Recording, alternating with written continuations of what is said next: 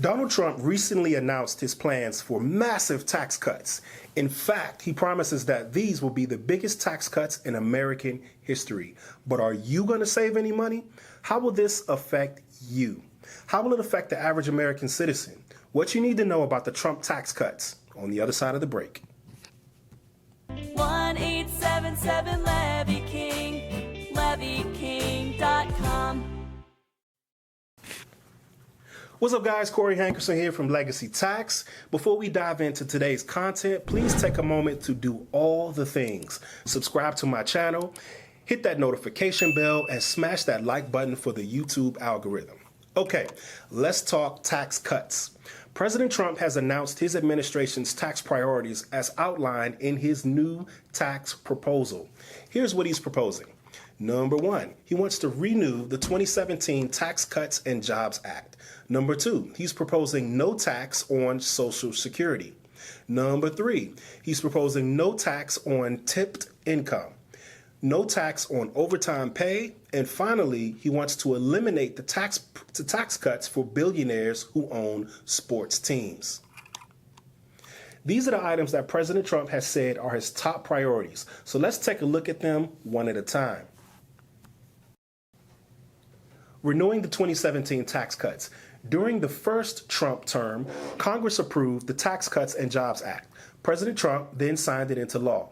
The Trump tax cuts, as they're called, increased the standard deduction, lowered the individual tax brackets, improved what they call bonus depreciation, and gave us that 20% QBI deduction for small businesses.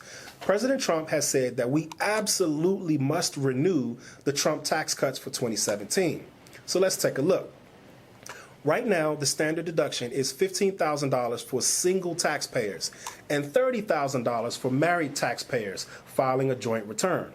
If this expires, the standard deduction will be reduced to the pre-2017 levels, meaning $6,300 for single taxpayers and $12,600 for married filers filing a joint return. Taking a look at the tax brackets. Under Trump 1, the tax brackets were decreased. 15% bracket was reduced to only 12%, the 25% bracket was reduced to 22%, and the top tax bracket went from 39.6 to 37%. Now, as for bonus depreciation, under the current law, investors can write off 100% of the cost of certain investments like equipment, real estate, and vehicles. This makes it much more advantageous to make investments and buy assets that add to your bottom line. The bonus depreciation rules are set to expire completely in 2026. So another reason why some in the administration, or most of the administration, are pushing for these to be renewed. Now, the next one is the QBI deduction. Currently, small business owners and independent contractors get a 20% deduction against their business income. This means that a business owner making $100,000 would only pay tax on $80,000 because of the QBI deduction. Now, all of these things, the tax brackets, the tax deductions, the QBI, all of it are set to expire if the Trump tax cuts are not extended. Next up, we're talking about Social Security. President Trump has said that he wants to eliminate taxes on Social Security benefits received by over 65 million Americans, including retirees, recipients of disability income, and the survivors of people who have passed away.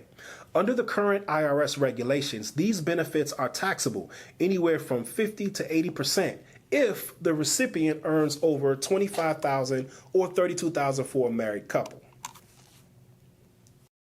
I think this proposal will see widespread support in Congress, and we save lots of money for American seniors and the disabled. No tax on tips. Under current law, tips are considered taxable income, just like any other income. It goes on your tax return just like earned wages or retirement income, etc.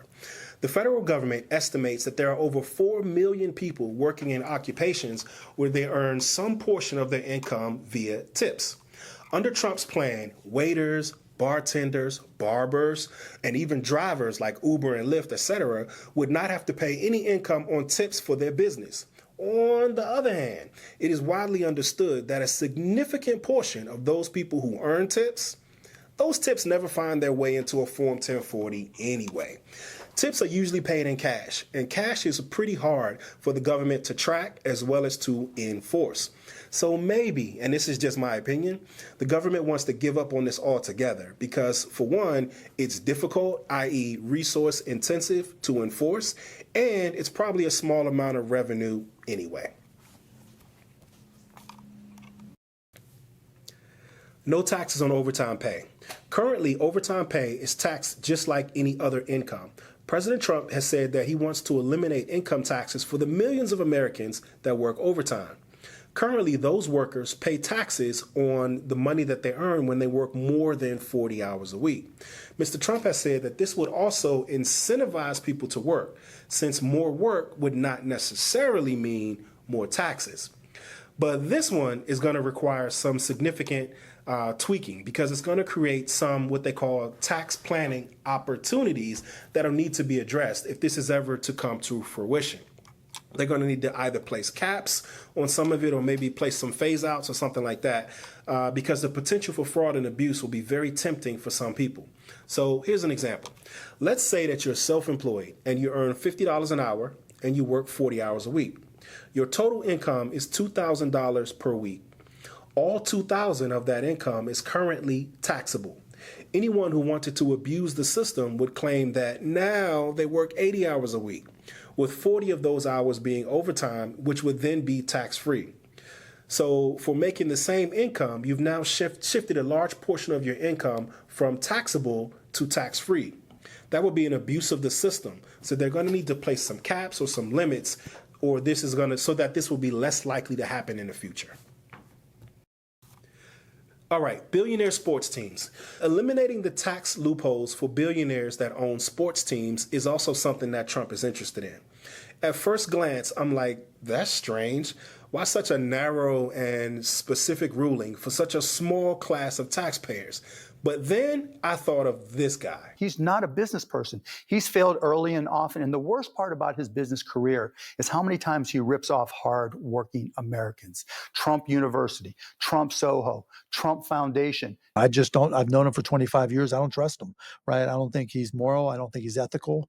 I've seen him rip people off. I don't believe pretty much anything he says. And so to me, I've been trying to support Kamala. This article from ProPublica shows how billionaires that own sports teams use their team ownership to avoid taxes. According to the article, quote, owners like Steve Ballmer can take the kinds of deductions on sports assets, everything from media deals to player contracts, that industrialists take on factory equipment. That helps them pay lower tax rates than even the players and sometimes even the stadium workers that work at the stadiums. The article says that Steve Ballmer, the billionaire owner of the LA Clippers, has an effective tax rate of just 11.6%. Some of the richest athletes, like LeBron James, have a 35 to 40% effective tax rate. Bron might need another advisor. So how exactly is this possible? Apparently, there are specific tax provisions that allow sports team owners to write off significant portions of their intangible assets as if they were tangible. We're talking about goodwill, player contracts, media deals, etc. While most other types of businesses, like accounting firms, cannot. So Trump has said that he wants to close these loopholes, but he hasn't said exactly how it will be done. My prediction is that any changes will likely apply to future team owners, not guys that currently own teams. So this is the outline of the Trump tax plan. But do you think that all of this will actually happen? Let me know in the comments if you think that Trump's actually going to get all this or is this just more bluster?